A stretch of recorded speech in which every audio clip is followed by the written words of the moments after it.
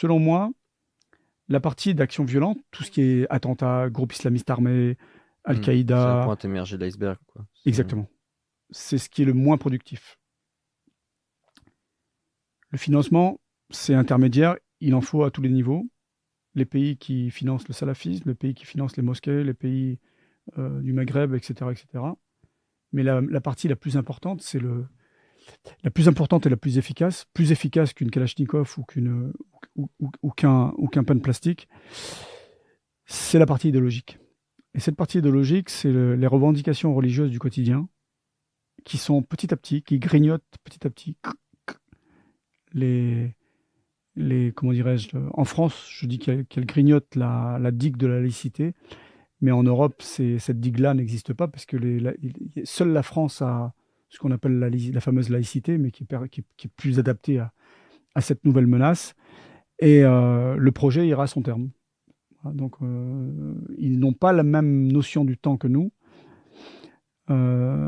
L'Occident a la montre, mais eux, ils ont le temps. Donc, il ira au bout. Alors, je vais pas rentrer dans une polémique à deux balles et dans une voie plus politique, mais vous savez, il y a toujours cette notion ce fameux grand remplacement dont certains parlent. Moi, je pense que c'était une erreur de dire ça. Moi, je préfère parler d'un projet islamiste. Et ce projet islamiste, effectivement, c'est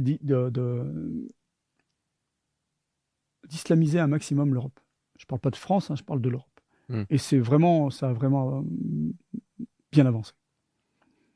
Bon, c'est pas très optimiste. Non, non, mais non, je suis absolument réaliste, hein. Ouais. Je le verrai pas, je serai mort avant, mais ma génération le verra pas. La génération d'après, peut-être pas, mais la génération suivante, oui, Hmm. à 50, 70 ans, ouais, ça ira à son terme. Parce qu'il y a cette force idéologique est plus importante que tout ce qu'on peut. Et c'est pour ça qu'au début de notre entretien, je parlais de faiblesse, et nous Hmm. sommes devenus faibles face à ça.